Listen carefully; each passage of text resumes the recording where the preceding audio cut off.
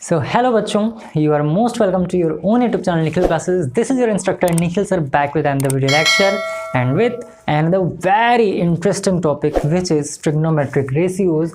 and इसको हम लोग बच्चा T ratios के नाम से भी जानते हैं। इस तरीके से इसको हम लोग T ratios भी लिखते हैं। बट स्टार्ट करने से पहले हम बात कर लेते हैं कि ट्रिग्नोमेट्रिक रेशियोज एक्चुअली होते क्या हैं। बहुत सारे बच्चे इसको पढ़ लिए होंगे और उसमें बहुत तेज होंगे, है ना, और बहुत सारे बच्चों के लिए अभी भी सिर का दर्द बना होगा। बट लिटरली आप यकीन मानिए, आप पूरा वीडियो लेक्चर देखिए, फिर ये भी आपको बहुत इजी लगेगा। हालांकि आप सब लोगों को पता है कि मैं पहले एक इंट्रोडक्शन वीडियो बनाता हूँ जिसमें मैं आपको सारे ही, यानी कि इस पूरे चैप्टर के अंदर जितने भी एक्सरसाइजेज हैं उनमें आपको क्या क्या चीज़ें पढ़नी है उसको मैं यहाँ पर समराइज़ कर देता हूँ। तो इंट्रोडक्शन वीडियो में बार बार कहता हूँ बहुत इंपॉर्टेंट है आपके लिए, तो वो आप देखा करें। तो ट्रिग्नोमेट्रिक रेशियोज़ की अगर हम बात करें तो पहले हम जानते हैं कि सर ट्रिग्नोमेट्री होता क्या है एक्चुअली। जब हम ट्रिग्नोमेट्री की बात करते हैं ना तो एक ग्रीक वर्ड है सर, ये क्या है, ग्रीक वर्ड। पहला क्या है सर, पहला है आपका ट्रिगनन। क्या है, ट्रिगनन। इसका क्या मतलब होता है, तो इसका मतलब होता है बच्चा ट्रायंगल। इसका मतलब होता है ट्रायंगल। अब अगर हम बात कर लें सेकेंड थिंग का तो होता है मेट्रॉन, यानी कि ट्रिगनन और मेट्रॉन से मिलकर के बना है। और मेट्रॉन का मतलब क्या होता है बच्चा, तो ये होता है आपका मेजरमेंट्स। ये आपका होता है मेजरमेंट्स। इट मीन्स कि आप सिंपल से में क्या कह सकते हो कि measurements of triangles are called trigonometrical ratios. या हम कह सकते हैं कि ट्रिग्नोमेट्री क्या होता है, तो आप कहोगे मेजरमेंट ऑफ ट्राइंगल्स। अब आप सब लोगों को पता है ट्राई मतलब होता है 3, एंगल मतलब होता है 3, यानी कि जिसमें 3 एंगल्स बने वो आपका क्या कहलाता है, ट्राइंगल्स कहलाता है। अब जब हम ट्रिग्नोमेट्रिकल रेशियोज की बात करेंगे तो अब तक आपको आइडिया लग गया होगा कि यहाँ पर हम 3 एंगल्स की बात करेंगे। अब 3 एंगल्स हैं तो जाहिर सी बात है 3 वर्टेक्स भी होंगे और 3 वर्टिसेस भी होंगे। इट मीन्स कि 3 साइड भी आपके होंगे। बट एक कंडीशन है इस पूरे चैप्टर का, वो ये है मेरे भाई, ये है बच्चों कि आपको यहाँ पर ना केवल एक टाइप के ट्रायंगल का यूज़ करना। और वो आपका कौन सा ट्रायंगल है बच्चा, तो वो है आपका राइट एंगल ट्रायंगल। किसका यूज़ करना है आपको, तो करना है राइट एंगल ट्रायंगल। अब राइट एंगल ट्रायंगल जिनको पता है बहुत अच्छी बात है, और जिनको नहीं पता है मैं बता दूँ। अब आप में से बहुत सारे बच्चे सोच रहे होंगे कि सर ये किसको नहीं पता होगा। बट देखो बच्चे क्या है ना, मैं सारे बच्चों को लेकर के चलता हूँ। कुछ बच्चे कहते हैं मैथमेटिक्स मेरा वीक है, तो मैं उनसे बार बार कहता हूँ वीक कुछ भी नहीं होता है। फिलहाल हम बात करते हैं यहाँ पर, क्योंकि हम छोटी से छोटी चीज़ को भी बताएंगे आपको। तो राइट एंगल ट्रायंगल बनता है बच्चा इस तरीके से, इस तरीके से बना लो, इस तरीके से बना लो, चाहे जैसे भी बना लो। अब इसका एक आप नाम दे दीजिए A, B एंड C। क्या नाम दे दो भैया, A दे दीजिए, B दे दीजिए, C दे दीजिए, P, Q, R। अपना नाम भी, अगर किसी का नाम है भाई कुछ भी नाम रख लो, A, B, C की जगह अपना नाम रख सकते हो, A, N, S, है ना, अंश रख लो, कुछ भी रख लो, तो अपना नाम भी रख सकते हो, कोई प्रॉब्लम नहीं है। अब राइट एंगल ट्रायंगल का मतलब क्या होता है, ये वाला जो एंगल बनता है ना, ये एंगल आपका बनता है 90 डिग्री। यानी कि क्या होना चाहिए, एक एंगल 90 डिग्री होना चाहिए, बाकी एंगल्स क्या होने चाहिए, एक्यूट एंगल। एक्यूट एंगल क्या होता है कि लेस देन 90 डिग्री होता है। और आपको पता है ट्रायंगल की अगर हम बात करें तो इसका जो सम होता है वो आपकी 180 डिग्री के इक्वल होता है। तो अगर ये 90 डिग्री हो गया तो ये दोनों कितना हो जाएगा, 45 हो जाएगा, नो डाउट। तो इस पूरे चैप्टर के अंदर हम किसकी बात करेंगे बच्चा, राइट एंगल ट्रायंगल की बात करेंगे। और इसी को लेकर के हम आपके टी रेशियोज जिसको बोलते हैं ट्रिग्नोमेट्रिक रेशियोज, इसके बारे में हम आपको पूरा डिफाइन करेंगे, एक एक चीज़ अच्छे से बताएंगे। अब देखो यहाँ पर ना एक बहुत की पॉइंट है, बहुत अच्छे तरीके से आप इसको समझ लो। जैसे मान लो ना आपको टी रेशियोज पहले होते कितना, पहले ये जानो फिर मैं आपको बताऊँ। टी रेशियोज होते कितने बच्चा, तो पूरे मैथमेटिक्स में, पूरे यूनिवर्स में, पूरे दुनिया भर में जहाँ पर भी मैथमेटिक्स पढ़ाया जाता है केवल 6 रेशियोज की ही बात की जाती है, यानी कि 6 रेशियोज से ज़्यादा होते ही नहीं हैं। पहला रेशियो कौन सा भैया, तो पहला होता है साइन। दूसरा क्या होता है, दूसरा होता है कॉस। तीसरा क्या होता है सर, तीसरा होता है टेन। चौथा क्या होता है, चौथा होता है कॉट। पाँचवा होता है आपका सेक एंड छठवां आपका होता है सर कोसेक। अब यहाँ पर आप एक चीज़ ध्यान दीजिएगा, यहाँ पर हम कुछ टर्म का यूज़ करते हैं। जैसे यहाँ पर हम लगा सकते हैं अल्फ़ा, इसको बोलते हैं अल्फ़ा, इसको बोलते हैं थीटा, इसको बोलते हैं फाई, इसको बोलते हैं ओमेगा, इसको बोलते हैं बीटा, इसको बोलते हैं गामा। तो कुछ भी यूज़ हम कर सकते हैं, बट मोस्टली हम क्या यूज़ करेंगे सर, थीटा का ही यूज़ करेंगे। सो थीटा किसको डिनोट करता है, थीटा डिनोट करता है एंगल को। यानी कि 6 रेशियोज होते हैं, किसमें ट्रिग्नोमेट्रिकल रेशियोज 6 होते हैं। और ट्रिग्नोमेट्री का मतलब मैंने आपको क्या बता दिया कि ट्रायंगल का मेजरमेंट। तो मेजरमेंट आप कैसे करोगे, एंगल का ही तो करोगे, उनके साइड का ही तो करोगे, तो आपको एंगल की ज़रूरत पड़ेगी ना। तो यही है आपका थीटा। तो sine theta, cos theta, tan theta, cot theta, sec theta and cosec theta. इन सब के बारे में हम पूरा इस चैप्टर के अंदर आज जानने वाले हैं। तो बस आप लोग एकदम ध्यान से समझते रहिएगा चीज़ों को और समझ करके आप एकदम अच्छे तरीके से पढ़िए। मैं उम्मीद कर रहा हूँ यहाँ तक आपको समझ में आया होगा। बहुत सारे बच्चे कंफ्यूज रहते हैं कि सर पाइथागोरस थ्योरम मैंने पढ़ा तो है, बट पाइथागोरस थ्योरम मुझे समझ में नहीं आता है क्या होता है। ये इस चैप्टर के अंदर हम बात करते हैं पाइथागोरस थ्योरम का। तो पाइथागोरस थ्योरम में क्या होता है, देखो 3 साइड्स की बात होती है। एक होता है आपका हाइपोटेनस, दूसरा होता है परपेंडिकुलर एंड तीसरा होता है बेस। तो आपको इस पूरे चैप्टर के अंदर यही की पॉइंट है बच्चा, यही अगर आप समझ लोगे ना तो चैप्टर आपका खत्म समझो। यहाँ पर आपको पहचानना है 3 टर्म्स होते हैं।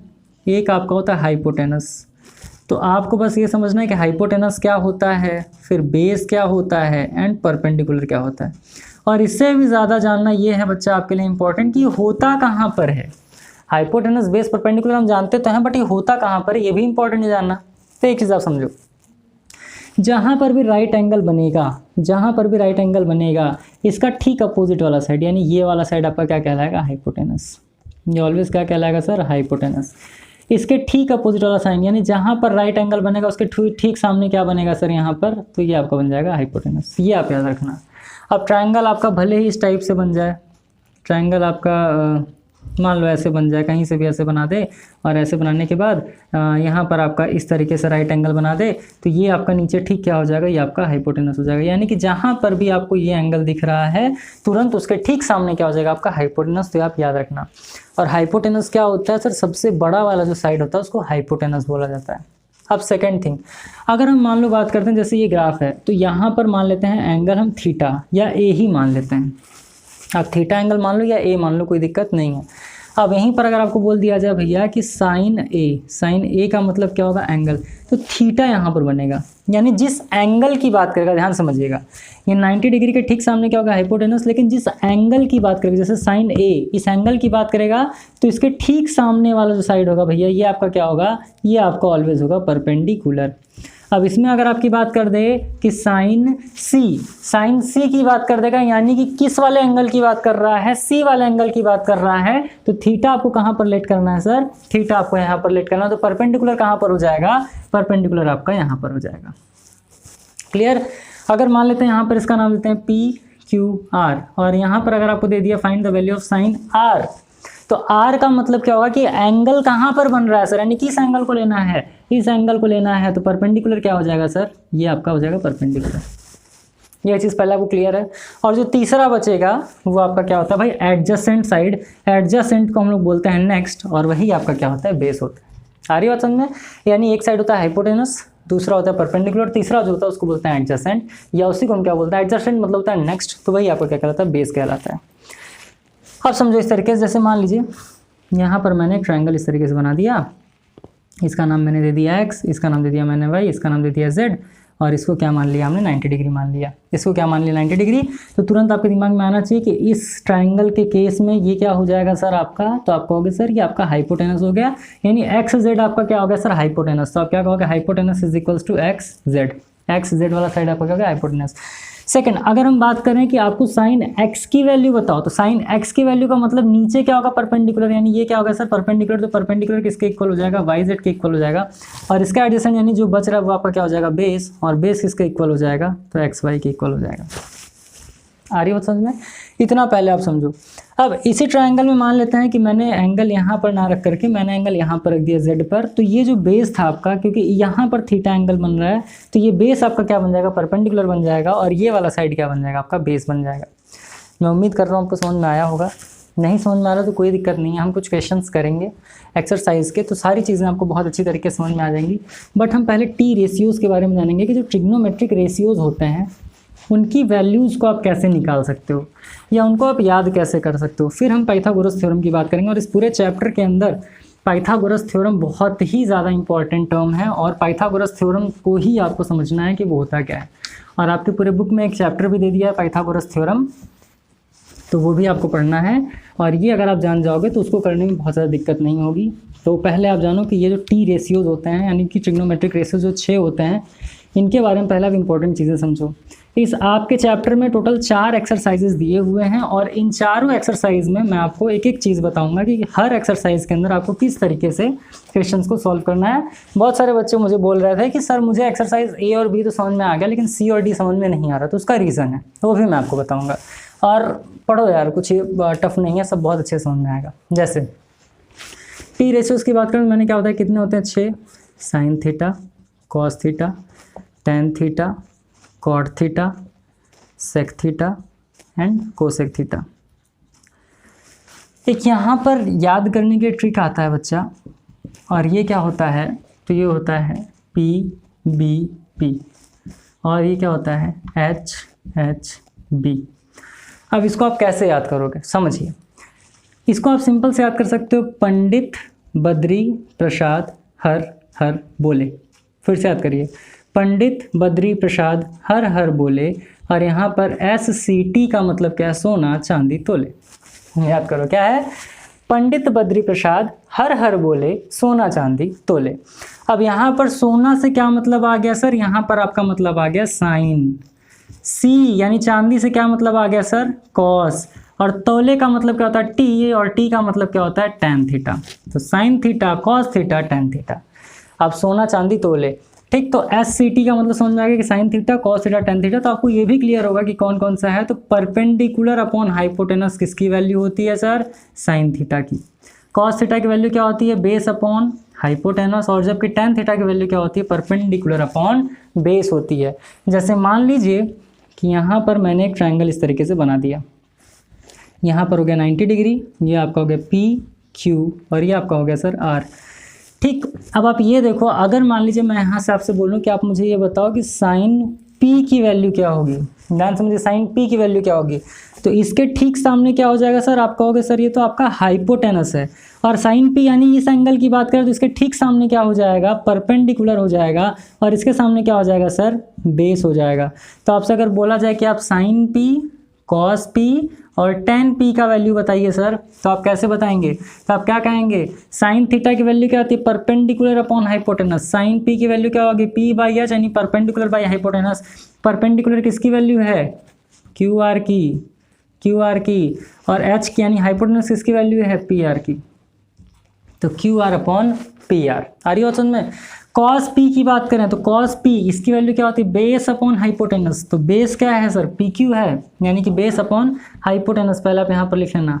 और बेस आपका क्या है, PQ, और हाइपोटेनस आपका क्या है sir, PR। Clear. Ten P की बात करें तो perpendicular upon base, perpendicular upon base, perpendicular क्या है sir, perpendicular upon base. Perpendicular क्या है आपका सर, QR है, और बेस आपका क्या है मेरे भाई, PQ है। तो इस तरीके से वैल्यूज़ आपको निकालनी है। अब जैसे मान लो कि ये वैल्यू दे दिया आपको 5, ये आपको वैल्यू दे दिया 3, और ये आपको वैल्यू दे दिया 4। इस तरीके से वैल्यू आपको दे दिया, तो क्या कर लोगे भैया, तो यहाँ पर परपेंडिकुलर अपॉन हाइपोटेनस यानी साइन P की वैल्यू क्या आ जाएगी, तो QR की वैल्यू कितनी है सर, तो QR की वैल्यू है 3, और PR की वैल्यू कितनी है 5। तो इस तरीके से आपका आंसर आ जाएगा 3/5। आ रही बात समझ में, यही समझिएगा। अब जैसे मान लो यहाँ पर कॉस P की वैल्यू कितना है, बेस अपॉन हाइपोटेनस यानी कि PQ/PR। तो PQ की वैल्यू क्या है सर, 4 है। PR की वैल्यू क्या है सर, 5 है, तो 4/5 आंसर आ गया। टेन P की बात करें तो P/B यानी QR/PQ। तो QR की वैल्यू कितनी है, 3 है, और PQ की वैल्यू कितनी है सर, तो PQ की वैल्यू 4 है। अब आप कहोगे चलो सर बहुत बढ़िया, आपने मुझे साइन कॉस टेन के बारे में तो बता दिया कि परपेंडिकुलर अपॉन बेस, फिर आपका base upon perpendicular upon hypotenuse, फिर base upon hypotenuse, perpendicular upon base, ये सब तो ठीक है। बट क्या होगा अगर बाकी के भी तो 3 रेशियोज हैं, यानी कि आपने 3 के बारे में तो बता दिया, व्हाट अबाउट दीज 3? तो आप समझो, पहले आप इसको एक और अच्छे तरीके से समझो। जैसे वो sine P, cos P, tan P की वैल्यू आ गई। अब अगर यहीं पर आपसे बोला जाता है कि अब आप किसकी वैल्यू निकालो, साइन R की वैल्यू निकालो, कॉस R की वैल्यू निकालो, टेन R की वैल्यू निकाल दो, तब आप कैसे निकालते भैया, तो साइन R यानी कि अब इस केस में क्या हो गया सर, इस केस में क्या हो गया, परपेंडिकुलर जो बेस था वो आपका क्या बन गया, परपेंडिकुलर बन गया, यानी ये क्या हो गया आपका, परपेंडिकुलर हो गया। हाइपोटेनस तो ये था ही, और जो परपेंडिकुलर था वो क्या बन गया आपका, बेस बन गया, क्योंकि जिस एंगल की बात करें उसके ठीक सामने क्या होता है आपका, परपेंडिकुलर होता है। तो साइन R का मतलब P/, एच, साइन आर का मतलब पी बाई एच। तो पी बाई एच का मतलब यहाँ पे परपेंडिकुलर क्या है सर, परपेंडिकुलर आपका है पी क्यू, और हाइपोटेनस क्या है यहाँ पर आपका पी आर। तो वैल्यू क्या आ गया 4/5, यहाँ पर वैल्यू क्या आ रहा था 3/5, यहाँ पर क्या आ गया 4/5। और ये दोनों आपको खुद से करना है। तो उम्मीद कर रहे हैं आपको समझ में आया भैया। अब कॉस आर का ही बता दो क्या होगा। कॉस आर का, कॉस का वैल्यू क्या होता है बेस अपॉन हाइपोटेनस। क्या होता है बेस अपॉन हाइपोटेनस। बेस क्या है यहाँ पर सर क्यू आर है, और हाइपोटेनस क्या है यहाँ पर पी आर है। इसकी वैल्यू कितनी आ गई 3/5 आ गई। आ रही बात समझ में। तो इस तरीके से लेकर के हम चलेंगे कि जिस भी साइड की बात करें, जिस भी एंगल की बात करें, उसको ही आपको क्या करना है मान करके सॉल्व करना है। ये बहुत इंपॉर्टेंट पॉइंट है, इसको आप भूलिएगा मत। तो साइन कॉस टेन की वैल्यू तो आपको पता चल गई, बहुत अच्छी तरीके से आपने निकाल भी लिया। But sir what about cot, sec and cosec. तो उसके बारे में एक मैं आपको चीज़ बता रहा हूँ, ये आप ध्यान से एकदम समझना कि मैं अभी तक कॉट, सेक और कोसेक के बारे में क्यों नहीं बताया हूँ। और मैं उम्मीद कर रहा हूँ कि पहले ये तो चीज़ आपको समझ में आया होगा कि भैया पंडित बद्री प्रसाद हर हर बोलें और सोना चांदी तोलें। तो सोना चांदी तोल लिया इन्होंने। बट अब हम बात करेंगे सर बाकी के जो ट्रिग्नोमेट्रिक रेशियोज़ हैं तीनों वो, क्योंकि देखो ये तीन अगर आपने लर्न कर लिया तो वो आपके लिए लर्न करना बहुत ही ज़्यादा आसान हो जाएगा। ठीक, बहुत ज़्यादा आसान क्यों हो जाएगा उसका रीज़न मैं आपको भी बताता हूँ। देखो बच्चा, जो आपका साइन थीटा होता है, ध्यान समझना, जो आपका साइन थीटा होता है ना, वो किसका अपोजिट होता है 1/कोसेक का। यानी कोसेक का अपोजिट क्या होता है साइन होता है। ये चीज़ आप ध्यान समझिए। और अगर इसी को हम लोग बोलें कोसेक थीटा किसके इक्वल हो जाएगा, तो कोसेक थीटा इक्वल हो जाएगा 1/साइन थीटा। कुछ इंपॉर्टेंट पॉइंट्स हैं, ये इंपॉर्टेंट पॉइंट्स हैं, याद कर लीजिएगा। साइन थीटा की वैल्यू क्या होती है 1/कोसेक थीटा। कोसेक थीटा की वैल्यू क्या होती है 1/साइन थीटा। इसका मतलब क्या है कि साइन थीटा की वैल्यू अगर आपको पता है, साइन थीटा की वैल्यू क्या है परपेंडिकुलर अपॉन हाइपोटेनस। ठीक, तो अगर आपसे पूछा जाए कि कोसेक का क्या होगा, तो आप कोसेक की वैल्यू निकालने के लिए क्या करोगे 1 परपेंडिकुलर अपॉन हाइपोटेनस। तो ये ऊपर जा करके हाइपोटेनस अपॉन परपेंडिकुलर हो जाएगा ना। आ रही है बात समझ में। समझिए साइन थीटा की वैल्यू क्या होती है सर 1/कोसेक थीटा। कोसेक थीटा की वैल्यू क्या होती है 1/साइन थीटा। तो साइन थीटा की वैल्यू क्या है परपेंडिकुलर अपॉन हाइपोटेनस। तो जब हम कोसेक की बात करेंगे तब क्या हो जाएगा हाइपोटेनस अपॉन परपेंडिकुलर। सारी बात समझ में। यानी कि जो साइन है नीचे से वो क्या हो जाएगा कोसेक, जो कॉस है वो आपका क्या हो जाएगा सेक, और जो आपका टैन है बच्चा वो आपका क्या हो जाएगा कॉट हो जाएगा। इसी तरीके से कॉस थीटा किसका अपोजिट है सेक का अपोजिट है ना। और सेक थीटा किसका अपोजिट हो जाएगा कॉस का अपोजिट हो जाएगा। याद रखिएगा ये चीज़। टैन किसका अपोजिट है, टैन अपोजिट है कॉट का, और कॉट किसका अपोजिट है भैया, तो ये आपका अपोजिट है टैन का। ये चीज़ आप याद रखो, बहुत इंपॉर्टेंट चीज़ें हैं। इसका मतलब मैं उम्मीद कर रहा हूँ आपको समझ में आया होगा कि कॉस थीटा क्या था बेस अपॉन हाइपोटेनस। तो सेक क्या हो जाएगा, सेक आपका हो जाएगा हाइपोटेनस अपॉन बेस। टैन आपका था परपेंडिकुलर अपॉन बेस, टैन आपका क्या था परपेंडिकुलर अपॉन बेस। तो कॉट क्या हो जाएगा बेस अपॉन परपेंडिकुलर। आ रही बात समझ में। तो बस इसका जस्ट अपोजिट है। तो ये इंपॉर्टेंट पॉइंट है, इसको लिख लीजिएगा। बहुत अच्छा, बहुत इंपॉर्टेंट है कि साइन किसका अपोजिट है कोसेक का, कोसेक किसका अपोजिट है साइन का। कॉस किसका अपोजिट है सेक का, सेक किसका अपोजिट है कॉस का। टैन किसका अपोजिट है कॉट का, और कॉट किसका अपोजिट है सर टैन का। तो ये इंपॉर्टेंट चीज़ था, ये आप याद कर लो। कुछ इंपॉर्टेंट पॉइंट्स और भी हैं। अब वो इंपॉर्टेंट पॉइंट्स क्या हैं, वो इंपॉर्टेंट पॉइंट्स भी आप जान लो। सारी चीज़ों के बारे में हम यहाँ पर डिस्कस करेंगे भैया, एकदम आराम से करेंगे। वीडियो लंबा बने कोई दिक्कत नहीं है, बस समझना है आपको और समझ में आना चाहिए। एक और टर्म आपको जानना है जो कि इंपॉर्टेंट है बच्चा, वो आपका क्या है कि जो आपका टैन थीटा होता है ना, वो किसके इक्वल होता है, तो आपको कि सर 1/कॉट थीटा के। और एक चीज़ के इक्वल होता है, वो क्या है, वो है आपका sign theta upon cos theta के। यानी sign theta upon cos theta किसके इक्वल होता है मेरे भाई टैन थीटा के इक्वल होता है। ये आप याद रखना। और अगर हम बात कर लें इसके ठीक अपोजिट कॉट थीटा की, तो कॉट थीटा क्या हो जाएगा, इसका अपोजिट हो जाएगा, यानी cos theta upon sine theta के। तो याद रखना कि टैन थीटा किसके किसके इक्वल होता है, sign theta by cos theta के, और 1/कॉट थीटा के। कॉट थीटा किसके किसके इक्वल होता है, cos theta by sine theta के, और 1/टैन थीटा के। तो ये एक्सटर्नल चीज़ है, इसको भी आपको लर्न कर लेना है, बहुत अच्छी तरीके से आपको लर्न करना है, क्योंकि जब हम एक्सरसाइज करेंगे तो इनका यूज़ हम करेंगे, और इनका यूज़ आने वाला है बहुत अच्छी तरीके से। तो समझिएगा टैन थीटा किसका अपोजिट होता है, sign theta by cos theta का। कॉट थीटा किसका होता है sir, cos theta by sine theta का होता है। और ये 1/कॉट का भी उल्टा होता है और 1/टैन का भी उल्टा होता है। और ये जो केस है ये केवल टैन और कॉट के लिए है, सेक और कोसेक के लिए बिल्कुल भी नहीं है। सेक क्या होता है 1/कॉस, कोसेक क्या होता है 1/सेक। ये आप अच्छे से याद रखना। उम्मीद कर रहे हैं आप समझ में आया होगा आपको। तो tan थीटा की वैल्यू निकालने के लिए 1/cot भी कर सकते हो, sin theta by cos theta भी आप कर सकते हो।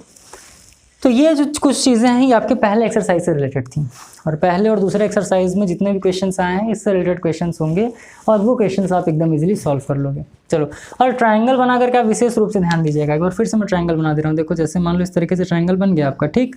ये आपका हो गया, मान लेते हैं इसको RST। तो इसके ठीक सामने क्या हो जाएगा सर? हाइपोटेनस हो जाएगा।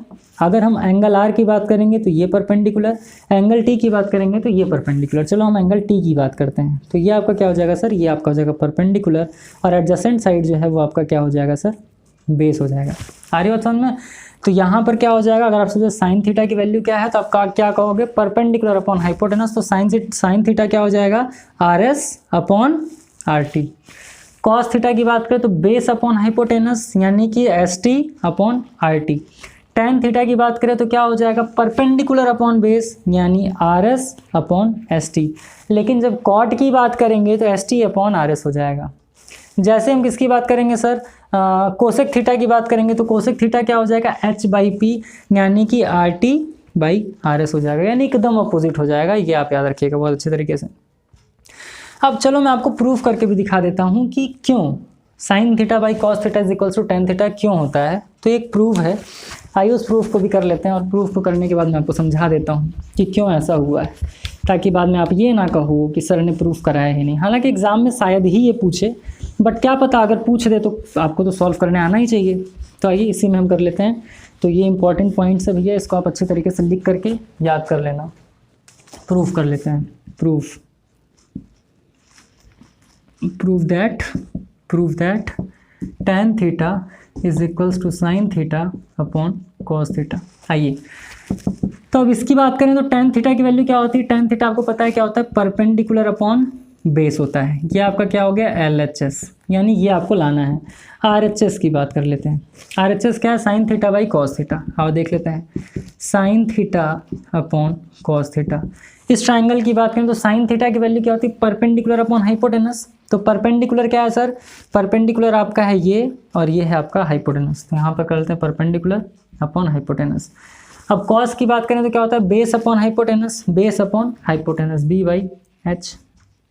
अब इसको सॉल्व करो तो ये आपका हो जाएगा P/H डिवाइडेड बाई, क्योंकि डिवाइड में ही है ना, B/H। अब देखो एकदम ध्यान से क्या करना है, जब डिवाइड हट के मल्टीप्लिकेशन आता है तो इसका क्या होता है? रेसिप्रोकल हो जाता है। तो ये हो जाएगा perpendicular upon hypotenuse into hypotenuse upon base. Hypotenuse से हाइपोटेनस उड़ गया तो परपेंडिकुलर अपॉन बेस किसके इक्वल आ गया सर?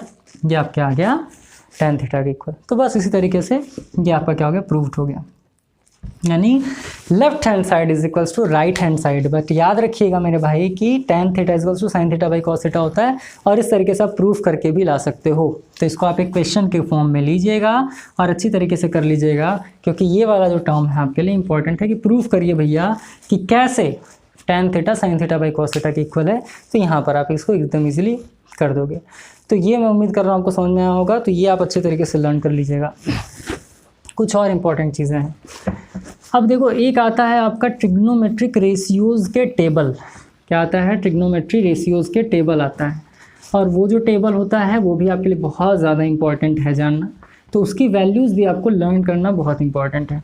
वैल्यूज़ आप कैसे लर्न करोगे तो वो मैं आपको बता दूंगा, और उसमें हम लोग इसका बहुत ज़्यादा यूज़ करने वाले हैं। हालांकि जब मैं आपको पहला एक्सरसाइज बताऊंगा तो बहुत इजीली हम लोग चीज़ों को क्या करेंगे? सॉल्व करेंगे।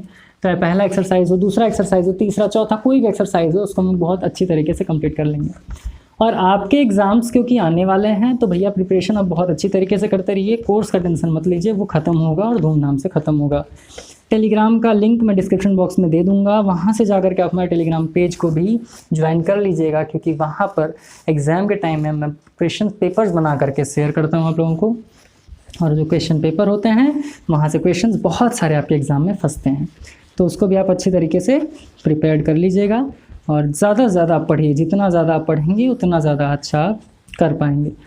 अब ट्रिग्नोमेट्रिक रेशियोज़ के टेबल होते हैं, टी रेशियोज़ टेबल, और ये आपको याद करना होगा। ठीक, जैसे एक होता है थीटा, एक होता है थीटा या एंगल मान लो। यहाँ पर जैसे मान लो आपने लिख दिया इस तरीके से कराते हैं, ज़्यादा चीज़ रहेगा। Sine theta, cos theta, tan theta, cot theta, sec theta, cosec theta. ठीक, यहाँ पर हम क्या लिखते हैं, 0 degree, 30 degree, 45 degree, 60 degree and 90 degree. तो ये इस तरीके से आप कॉलम बना लीजिएगा और इस तरीके से हम इसकी वैल्यू निकालेंगे और आपको याद करना है। और ये याद कर लीजिएगा बहुत अच्छी तरीके से, क्योंकि इसी से रिलेटेड क्वेश्चंस आपके सॉल्व होंगे जो भी क्वेश्चंस को हम सॉल्व कराएंगे। ठीक, तो ये इंपॉर्टेंट टर्म है आपके लिए और इसको आप बहुत अच्छी तरीके से लर्न कर लीजिए। लाइन थोड़ा बहुत टेढ़ा बेढ़ा होगा, उसको सही कर लेना यार। एकदम एग्जैक्ट नहीं बनना ना। देखो, अब 0 डिग्री होता है, फिर 30 डिग्री होता है, फिर 45 डिग्री होता है, फिर 60 डिग्री होता है और फिर 90 डिग्री होता है। तो इन सारी चीज़ों के बारे में हम जानेंगे और इस वैल्यू के बारे में हम जानेंगे। और ये जानने के बाद मैं आपको पाइथागोरस थ्योरम बताऊंगा। देखो, साइन 0 डिग्री की वैल्यू की अगर बात करें तो साइन 0 डिग्री की वैल्यू क्या होती है, 0। यानी साइन स्टार्ट कहाँ से होता है, 0 से स्टार्ट होता है। साइन 30 की वैल्यू होती है 1/2। साइन 45 की वैल्यू होती है 1/√2। साइन 60 की वैल्यू होती है सर आपकी √3/2 और साइन 90 की वैल्यू क्या होती है 1। ये आपको याद करना है भाई, इसमें मैं कोई हेल्प नहीं कर सकता, आपको याद करना होगा। साइन 0 की वैल्यू 0, 30 की वैल्यू 1/2, 45 डिग्री 1/√2, 60 की वैल्यू √3/2, 90 की वैल्यू 1। कॉस थीटा के टर्म में आप क्या करोगे, अगर आपको साइन थीटा लर्न है तो कॉस थीटा में एकदम अपोजिट हो जाएगा। साइन 0 से स्टार्ट होकर के 1 तक जाता है, लेकिन कॉस 1 से स्टार्ट होकर 0 तक जाता है। साइन का रेंज कितना होता है, 0 से 1, जबकि कॉस का क्या होता है 1 से 0। ध्यान समझिएगा इस चीज़, हालांकि होता तो -1 से 1 है, बट ये आप समझो। अब 0, साइन 0 की वैल्यू क्या थी 0, साइन 90 की वैल्यू 1, तो साइन 90 की जो वैल्यू है वो कॉस 0 की वैल्यू हो जाएगी। साइन 60 की जो वैल्यू है वो किसकी वैल्यू हो जाएगी, कॉस 30 की, यानी कि √3/2। साइन 45 दोनों का ही सेम है 1/√2। साइन 30 की वैल्यू कॉस 60 की वैल्यू हो जाएगी 1/2 और साइन 0 की वैल्यू कॉस 90 की वैल्यू हो जाएगी 0। तो साइन 0 0, 1/2, 1/√2, √3/2 1। जबकि कॉस थीटा की बात करें तो 0 की वैल्यू 1, √3/2, 1/√2, 1/2 और 0। अब बात करते हैं हम tan की। तो यहाँ पे छोटा सा tan का निकालना बताते हैं। tan 0 की वैल्यू क्या होगी, तो जाहिर सी बात है बच्चा साइन 0/cos 0। ये मैं आपको निकालना इसलिए बताऊँ ताकि जब आप एक्सरसाइज करोगे तो बहुत इजीली आप कर लोगे।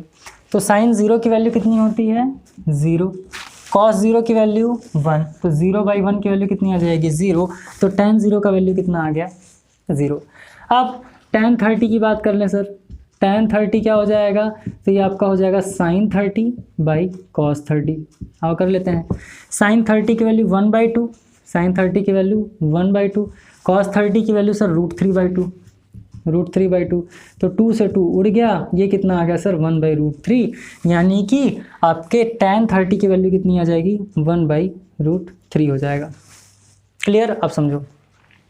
45 की बात करें तो 45 की वैल्यू क्या हो जाएगी, tan 45 degree is equals to sin 45 cos 45। sin 45 की वैल्यू 1/√2, cos 45 की वैल्यू भी 1/√2, √2 से √2 उड़ गया, यानी कि tan 45 की वैल्यू कितनी आ गई 1। समझ में आ रहा है कैसे निकालते हैं ना। अब tan 60 की वैल्यू निकाला जाए, tan 60 डिग्री यानी कि sin 60 degree upon cos 60 degree, तो √3/2 अपॉन 1/2। और आप सब लोगों को समझ में आ गया होगा कि इसकी वैल्यू क्या आ जाएगी √3 आ जाएगी। और tan 90 की बात करें तो tan 90 किसके इक्वल हो जाएगा, sin 90/cos 90, तो 1/0 और 1/0 की वैल्यू क्या होती है, नॉट डिफाइंड भी कह सकते हो और इनफाइनाइट भी कह सकते हो। नॉट डिफाइंड भी कह सकते हो और इनफाइनाइट भी कह सकते हो, याद रखिएगा। तो साइन कॉस tan की वैल्यू मुझे उम्मीद है कि आपको समझ में आया होगा। अब कॉट सेक कोसेक, कॉट किसका अपोजिट हो जाएगा tan का, सेक किसका अपोजिट हो जाएगा कॉस का, और कोसेक किसका अपोजिट हो जाएगा सर साइन का अपोजिट हो जाएगा। तो इस तरीके से आपको क्या करना है, चीज़ों को सॉल्व कर लेना है, लिख लेना है। तो मैंने tan की वैल्यू निकालना तो आपको बता दिया है। अब कॉट सेक और कोसेक की वैल्यू आपको निकालनी है। कॉट की वैल्यू आप कैसे निकालोगे, तो कॉट की वैल्यू आप इस तरीके से भी निकाल सकते हो कि 1/tan थीटा, 1/tan थीटा। तो cot theta is equals to 1/tan theta. Cot 0 की बात करें तो 1/0, यानी कि कॉट 0 की बात करें तो 1/tan, और 1/tan यानी कि 0, तो ये क्या हो जाएगा, नॉट डिफाइंड हो जाएगा। देखो कॉट 0 मतलब 1/tan थीटा, तो 1/0 हो जाएगा ना, क्योंकि tan 0 की वैल्यू 0, तो 1/0 किसके इक्वल जाएगा, नॉट डिफाइंड या इनफाइनाइट के। अब बात कर लेते हैं कॉट 30 की वैल्यू कितनी हो जाएगी, तो 1/√3, तो cot 30 is equals to 1/tan 30, और tan 30 की वैल्यू कितनी है 1/√3, तो 1/1/√3, तो ऊपर चला जाएगा तो क्या आ जाएगा सर √3 आ जाएगा। तो इस तरीके से क्या करना है, आपको वैल्यू निकालना है, और ये वैल्यू कितना हो जाएगा 1 हो जाएगा, फिर ये आपका 1/√3 हो जाएगा, और ये आपका 0 हो जाएगा, माफ़ करिएगा। तो इस तरीके से क्या होगा, वैल्यू आपका निकलेगा। तो ये आपको निकाल लेना है। अब सेक किसका अपोजिट हो जाएगा 1/cos का, कोसेक किसका हो जाएगा 1/sin का। तो ये आपको होमवर्क है, आप कर लेना। और आपके बुक में देखो ये कहाँ पर दिया हुआ है, तो आपको दिया है पेज नंबर, हाँ ये दिया है पेज नंबर 19 10th चैप्टर 19 के 10th पे, ये आपको दिया हुआ है। तो यहाँ से आप देख लो, यहाँ पर आपकी वैल्यू, अब देखो इसमें क्या दिया है sin थीटा, देखो sin 0 की वैल्यू यहाँ पर है, sin 0 की वैल्यू, फिर cos 0 की वैल्यू, tan 0 की वैल्यू, cosec 0 की वैल्यू, sin 30 की वैल्यू, cos 30 की वैल्यू, इस तरीके से आपको दिया हुआ है। तो यहाँ से देख करके आप कर लेना। और बाकी जो इंपॉर्टेंट चीज़ें थी मैंने आपको बताई दी हैं। अब हम बात कर लेते हैं थोड़ा सा कुछ वैल्यूज़ की, वो भी बहुत ज़्यादा इंपॉर्टेंट है आपके लिए जानना।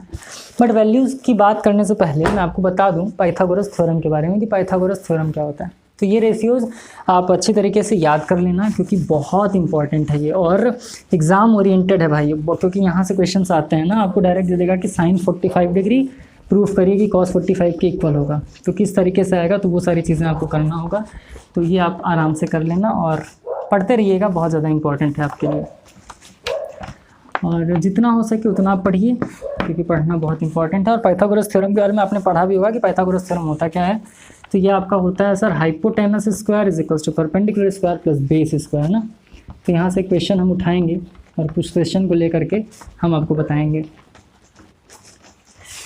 चलिए फिर मैं इसको इरेज करके आपको बताता हूँ। आइए अब ये टर्म आपको समझाते हैं, जो कि आपका है sir Pythagoras theorem. Pythagoras theorem बहुत इंपॉर्टेंट है भैया ये, और इससे बहुत सारे क्वेश्चंस आपके सॉल्व हो जाएंगे। तो पाइथागोरस भैया ने क्या बताया था, इन्होंने बताया था कि जैसे मान लो एक राइट एंगल ट्रायंगल हो जाएगा इस तरीके से, ये आपका ए हो गया, ये आपका बी हो गया, ये आपका सी हो गया। तो 90 डिग्री के ठीक सामने क्या होगा, आपका हाइपोटेनस हो जाएगा। और अगर एंगल ए लेते हैं तो ये आपका परपेंडिकुलर हो जाएगा, और एडजेसेंट साइड जो है आपका वो आपका क्या हो जाएगा सर, बेस हो जाएगा। इन्होंने ये बताया था। और इन्होंने क्या बताया था, तो इन्होंने बताया था कि परपेंडिकुलर और बेस यानी कि दो साइड के स्क्वायर का जो सम होगा वो तीसरे साइड के स्क्वायर के इक्वल होगा। जैसे समझो, मान लो कि इसका वैल्यू मैंने ले लिया 4, इसका वैल्यू मैंने ले लिया 3, इसका मतलब इन दोनों का स्क्वायर करके सम करेंगे तो हाइपोटेनस की वैल्यू आ जाएगी। कहने का मतलब ये है, तीन साइड है, इसको और इसको हम क्या करेंगे सर, ऐड करेंगे, सम करेंगे तो इसके इक्वल होना चाहिए। तो इन्होंने क्या फॉर्मूला बता दिया, इन्होंने फॉर्मूला बताया था सर कि हाइपोटेनस का स्क्वायर किसके इक्वल हो जाएगा सर, परपेंडिकुलर के स्क्वायर के प्लस बेस के स्क्वायर के इक्वल हो जाएगा। तो हाइपोटेनस स्क्वायर यहाँ पर क्या है सर, यानी कि AC का स्क्वायर आप ले लो, AC square is equals to perpendicular क्या है यहाँ पे BC स्क्वायर प्लस बेस क्या है बच्चा, AB square. Is it clear. अब AC स्क्वायर की वैल्यू आपको निकालनी है, निकाल लेते हैं। BC की वैल्यू कितनी दी है सर, तो ये आपको दिया है 4 स्क्वायर प्लस AB की वैल्यू कितनी दी है 3, so it will be 3 square. देखते हैं AC स्क्वायर क्या आता है, तो ये आपका हो जाएगा 4 4 जा 16 प्लस 3 3 जा 9।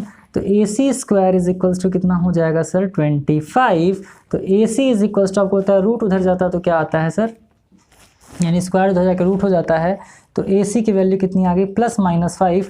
बट क्योंकि वैल्यू नेगेटिव में नहीं हो सकता, क्योंकि यहाँ पर जो आपको पढ़ना है वो केवल और केवल फर्स्ट क्वाड्रेंट की बात पढ़नी है, यानी कि 90 डिग्री माइनस थीटा की बात पढ़नी है। तो इसकी वैल्यू कितनी आ गई सर 5 आ गई। इसका मतलब इन दोनों के स्क्वायर का जो सम होगा, इन दोनों के स्क्वायर का जो सम होगा वो किसके इक्वल होगा, इसके इक्वल होगा। अब चलो इसी को मान लेते हैं हम लोग, चलिए मान लेते हैं कि हमें परपेंडिकुलर नहीं पता है, परपेंडिकुलर नहीं पता है। तो hypotenuse square is equals to perpendicular square यानी कि BC square plus base square यानी कि AB स्क्वायर। अब आपको क्या निकालना है सर, परपेंडिकुलर निकालना है। हाइपोटेनस आपको कितना पता है, 5 का स्क्वायर है, ठीक है। देखते हैं ये 4 आता है कि नहीं इनके अनुसार। और ये BC स्क्वायर यानी कि आपको यही तो निकालना है भैया, ठीक है। प्लस AB स्क्वायर की वैल्यू कितनी है 3 स्क्वायर है।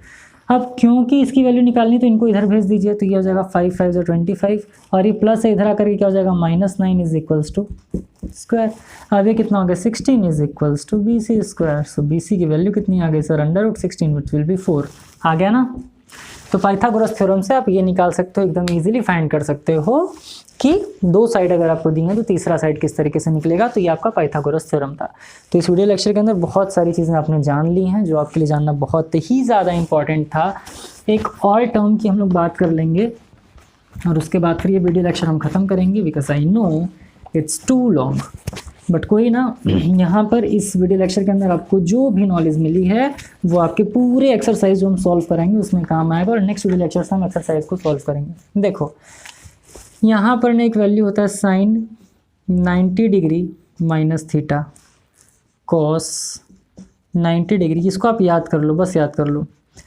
Ten 90 degree minus theta, cot 90 degree minus theta, sec 90 degree minus theta and cosec 90 degree minus theta. ये हालांकि जब मैं आपको लास्ट एक्सरसाइज पढ़ाऊंगा तो बहुत अच्छे से बताऊंगा। तो ये क्या हो जाएगा, sine 90 degree minus theta cos theta के equal, cos 90 degree minus theta किसके इक्वल हो जाएगा, साइन थीटा के इक्वल हो जाएगा। Tan 90 degree minus theta cot theta के इक्वल हो जाएगा, cot 90 degree minus theta tan theta के इक्वल हो जाएगा। Sec 90 degree minus theta cosec theta के इक्वल हो जाएगा, और cosec 90 degree minus theta sec theta के इक्वल हो जाएगा। तो आप याद कर लेना और बहुत अच्छी तरीके से आप ये याद कर लीजिएगा। ये टर्म बहुत ज़्यादा इंपॉर्टेंट है आपके लास्ट एक्सरसाइज के लिए। जो लास्ट एक्सरसाइज हम करेंगे उसमें ये आपका बहुत इंपॉर्टेंट रोल अदा करने वाला है। तो साइन 90 डिग्री माइनस थीटा, एक चीज़ आप और जान लो सिंपल से में, जैसे मान लीजिए कि अगर आपको दिया है साइन थीटा का होल स्क्वायर, अगर इस तरीके से दिया है तो इसको आप ऐसे लिखोगे, साइन स्क्वायर थीटा लिखोगे। आप ध्यान दीजिएगा, जब भी दिया साइन थीटा का स्क्वायर तो साइन स्क्वायर थीटा लिखेंगे, ये लिखेंगे आप। कभी भी ये नहीं लिखेंगे साइन थीटा का स्क्वायर, गलत हो जाएगा। क्या लिखना है, साइन स्क्वायर थीटा। अगर ये क्यूब दिया होता तो क्या लिखते, साइन क्यूब थीटा लिखते। अरे होता था, जैसे मान लो अगर आपको दिया है साइन 30 डिग्री का स्क्वायर तो ये क्या हो जाएगा, साइन स्क्वायर 30 डिग्री। 30 डिग्री के साइन 30 की वैल्यू कितनी होती है सर, 1/2। तो ये क्या हो जाएगा, 1/2 का स्क्वायर, का आंसर आपका 1/4 आ जाएगा। तो आप याद रखिएगा, क्यूब देगा तो साइन स्क्वायर क्यूब करेंगे, थीटा का, क्योंकि एंगल का क्यूब या स्क्वायर नहीं होता है। तो उम्मीद कर रहे हैं बच्चों आपको ये वीडियो लेक्चर पसंद आया होगा। पसंद आया तो लाइक ज़रूर करिएगा, चैनल पर नए हो तो सब्सक्राइब करके जाइएगा और बेल आइकन को भी प्रेस करिएगा, और हमारे प्लेलिस्ट में जाकर के आप सारे वीडियो लेक्चर्स को देख सकते हो। बहुत सारे वीडियो लेक्चर्स मैंने वहाँ पर बना दिए हैं। तो क्लास 7th 8th और 9th के वीडियो लेक्चर्स आपको वहाँ पर मिलेंगे। और क्योंकि भी आपका क्लास 9th पास करके आप 10th में जाओगे तो बोर्ड एग्जाम की प्रिपरेशन बहुत अच्छे तरीके से हम लोग करेंगे। और मैथमेटिक्स के साथ साथ मैं साइंस भी टीचर्स लाऊंगा और उनसे पढ़ाऊंगा आपको, तो वो सारे वीडियो लेक्चर भी आपको मिल जाएंगे। तो बस पढ़ते रहिए, बहुत मन से पढ़ते रहिए। नए हो तो हमारे प्लेलिस्ट में जाइए, देखिए वहाँ पे सारे वीडियोस मैंने बनाया है। अदरवाइज आप हमारे डिस्क्रिप्शन में जाओगे, वहाँ पर भी आपको प्लेलिस्ट मिल जाएगा, तो वहाँ से जाकर के आप हमारे सारे वीडियोस को देख सकते हैं। फिलहाल आज करते हैं इस वीडियो लेक्चर को यहीं पर एंड। पसंद आया तो लाइक ज़रूर कर देना मेरे भाई, और कमेंट सेक्शन में ज़रूर बताइएगा कि कौन सा टर्म ऐसा था जो आपको बहुत अच्छे समझ में आया, और कौन सा ऐसा टर्म है जो कि आपको लग रहा है कि आपको परेशान करने वाला है। ज़रूर कमेंट करिएगा।